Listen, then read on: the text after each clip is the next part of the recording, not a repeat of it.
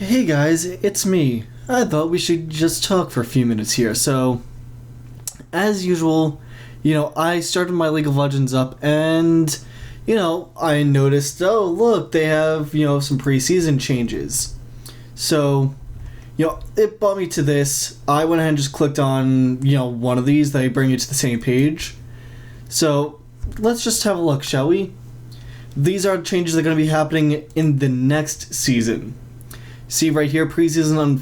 Ultimately, for this new season, we're on a quest to refine League of Legends while also creating a deeper, clearer, and more satisfying player experience. Explore the map below to check out some highlighted changes coming this preseason. So these are things we can expect during this preseason until the next season kicks off, the beginning of next year. Let's just jump right in. So map changes. Summoner's Rift Summoner's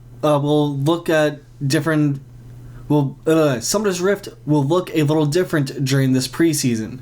We've cleared up brush areas around the map, eliminated awkward spots where one ward wouldn't illuminate the whole brush, or where two champions could stand in the same brush without seeing each other. We feel that all players should be able to learn effective ward placements and how to fight in brush, and be able to trust the brush will be able to trust that the brush will behave the same whether in top lane or bot. Quote from one of the people over at Riot: "We've cleaned up some oddly shaped brush formations so that players can ward an entire brush with one clear ward placement." The jungle. We've added an additional jungle camp near the ancient golem and wolf camps. We've also adjusted monsters so they scale with champion level. Champions who are lower level than the monsters they slay will gain an experience bonus. This will help everyone on the team stay close in level, but especially address concerns with junglers falling behind as the game goes longer. Another quote: "By adding another camp, we hope to increase diversity in jungle routes while also creating more resources on the map." The dragon. To reduce early snowballing effect of dragon and add an element of mid-game comeback value, dragon now rewards global gold and local experience based on its level. As with all other monsters, lower level champions will gain additional bonus experience when they help slay it. So from that, everybody gets the gold, just those, everybody meaning all 10 players get the gold, just those that are within range that help slay it get the experience. So that's a nice little, help. I mean, I feel that, Dragon really didn't, oh my god, one Dragon wasn't going to make or break a team fight or the game, but like 2-3 dragons in a row will. But this, I guess, will help just alleviate that gold increase that one team saw. I mean, you got more gold for killing a tower than you did killing the dragon, so I don't know. Vision changes. We've made a large number of changes to vision, including adding a new item slot for specialized vision items, per player ward limits, and more ward options to make the vision war a more strategic part of the game and less of a raw gold race. Additionally, we saw that optimal play patterns emerged where one player was expected to shoulder the whole burden of vision in a game, and we wanted to re-emphasize the team nature of securing vision. So each player may place only 3 stealth. These are formerly known as sight wards or green wards. Wards on the map at a time. Placing a 4th ward removes the earliest placed ward. This includes wards from Sightstone and Wriggle's Lantern, as well as trinkets. Vision wards, also known as pink wards, are limited to 1 on a map at once per player. So vision wards now have a 5 hit point and no longer stealthed. Okay, so pink wards, no longer stealth, have 5 hit points and can only be dropped once per player. So that means there can only be a total of 10 vision wards. Alright, 10 pink wards, but a combined total of, what is that? Total of 30, sight wards. So, yeah, pick and choose where you place those. Yeah, vision wards can still detect and destroy stealth enemy wards, but must also be actively defended because they're also visible. Right there. So... Oh, can't click on this, sadly. Trinkets. There are currently 3 trinkets that are free to purchase, and each evolve when the equipped champion hits level 9. Once they've evolved, another upgrade can be purchased at the shop for gold. So, these are the 3 trinkets. And another excerpt from, or quote rather, from somebody at Riot. We expect that a team will want to have a mix of vision of options available in order to counter their opponent's own potential vision choices. And we see right here, Warding Totem. It's a trinket limited to one trinket. Passive becomes Greater Totem at level 9 and can be further upgraded with gold.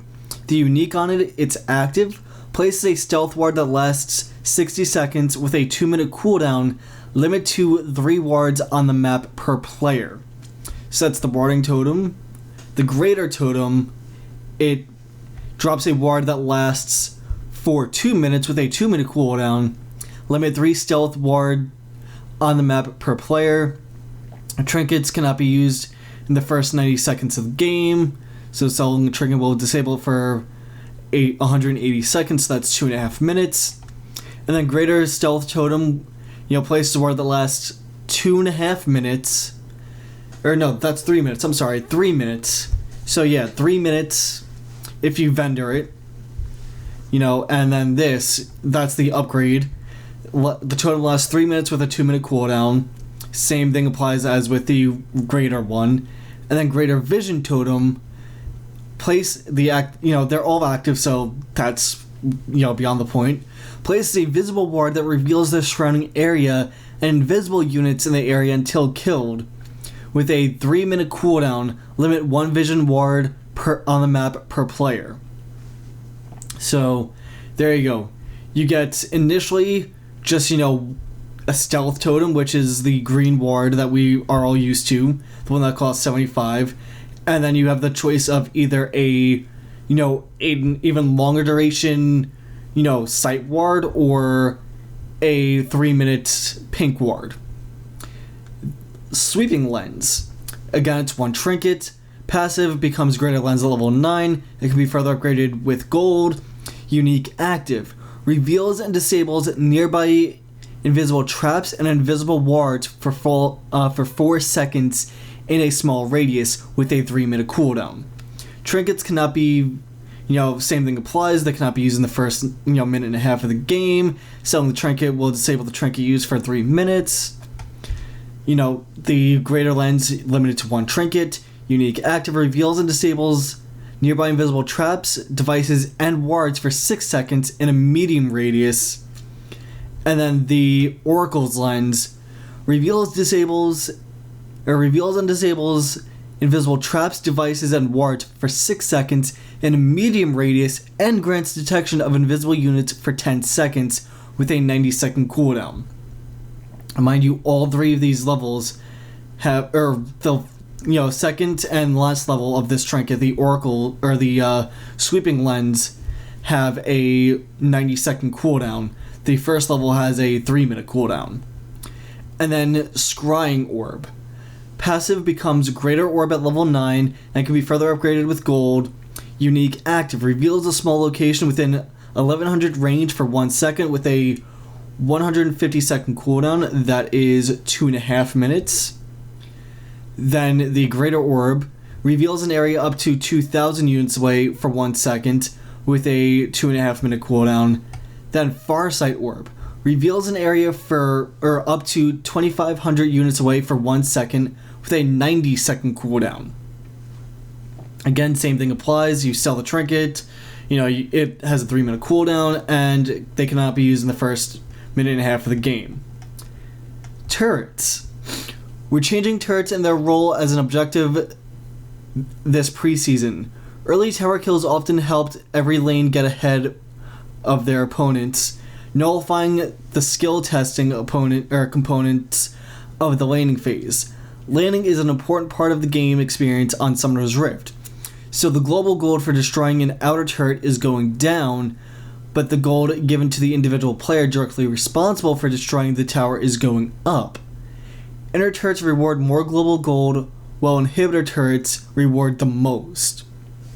So you'll see less global gold, more, again, just reinstating what that just said. You'll get less global gold for your team when you kill your, tier 1 tower, your opponent's tier 1, but you'll get more gold yourself. Your team will still get gold, just not, as much as you do.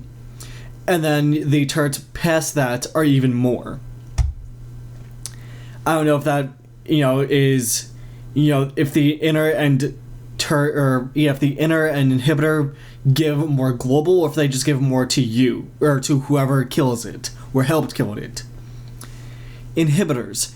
Destroying an inhibitor is a huge deal on Summoner's Rift, so much so that losing just one inhibitor made comeback victory statistically difficult. One of our goals this preseason is to reduce snowballing, so we've lowered the inhibitor's death timer and removed the global buff to all enemy minions when an inhibitor is destroyed. We don't want to minimize the accomplishment of destroying an inhib. However, lanes with a destroyed inhibitor will now spawn stronger and more durable minions. Another quote: "It was very difficult to come back from a downed inhibitor because the resurging team must push out all of their lanes first. We'd like to allow teams to have a real shot of making a comeback." Death timers. Early death timers were simply too punishing. We've shaved off a few seconds from this to help reduce early lane snowballing. So, your level, 1 to 4 kills, or deaths rather, won't be as drastic of a, oh my god, I have a 10-second death timer at level 1. No, it's 5-6 seconds. So it's not as bad. That's going to help, again, that early game. Say you're the support, you get caught out, warding, that's, that crucial ward you had to get out. Or you just get caught out, you're the jungler, and you got invaded at level 1. It's not as huge of a deal now. Hopefully, at least. Bounties, kill streaks, and assists have been refined. For example, we're cutting the benefit of early kills until around the 4-minute mark to reduce early first blood snowballing. Champions present for a large number of assists weren't rewarded appropriately for their contribution to team fights, so we're increasing rewards for assisting and adding assist streaks. Wow. That's nice, not gonna lie. For those that played support, like myself, playing that support role a lot, the assist streak's gonna be nice. It's gonna put a target on your head, but hey, I'd rather have the target on the support and then let my teammates get the kills. Me get the assist, my teammates get the kills, me maybe die, but at least the enemy team had to kill me before they killed the rest of my team, Star timers. And actually, this is the last thing. So, star timers.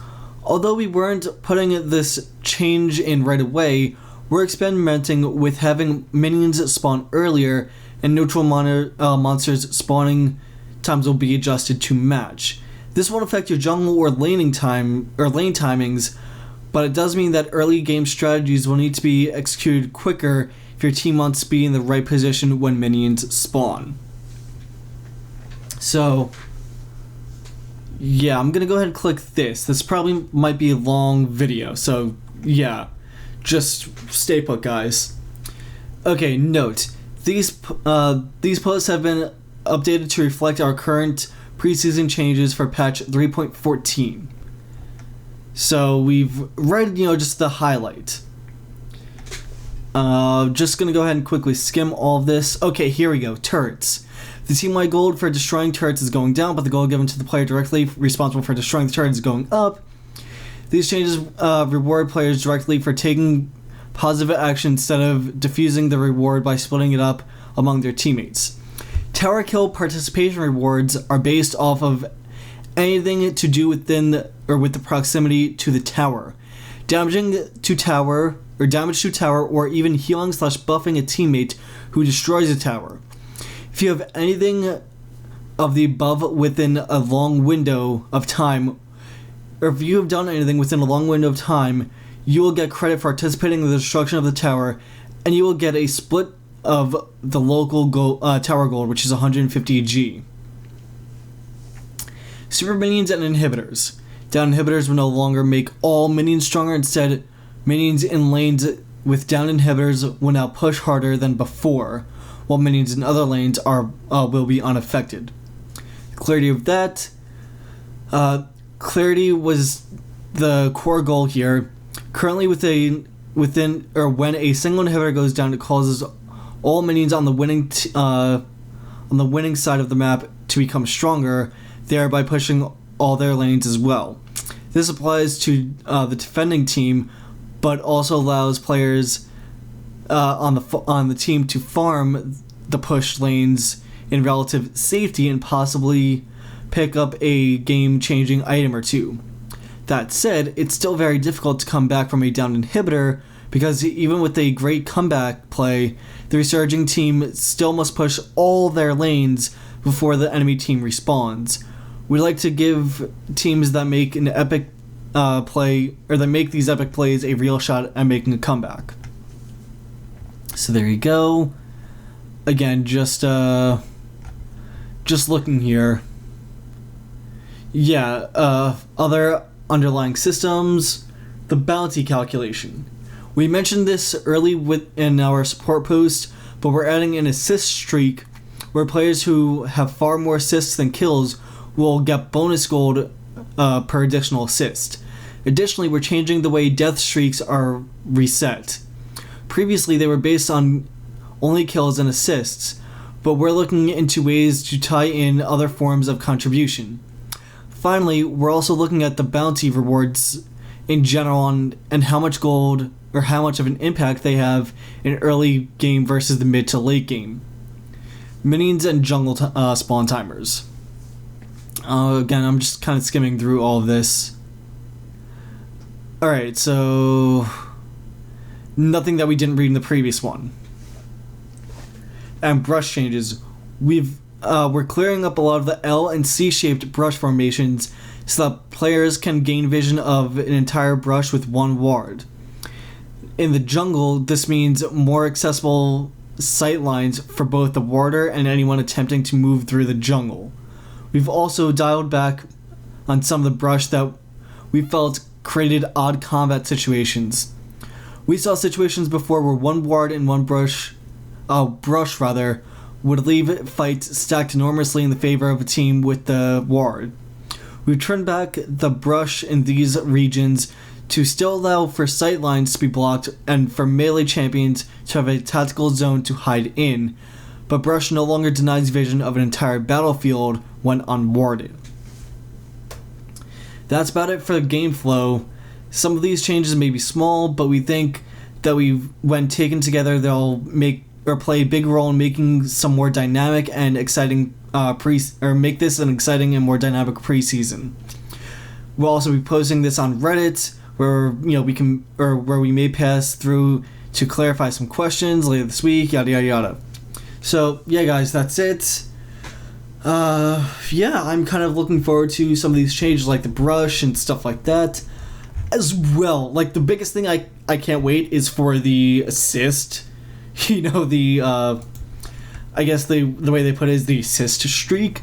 I can't wait for that because, damn, I actually played an ARAM recently where I had like 20 assists as Ashe. So, yeah. I just can't wait.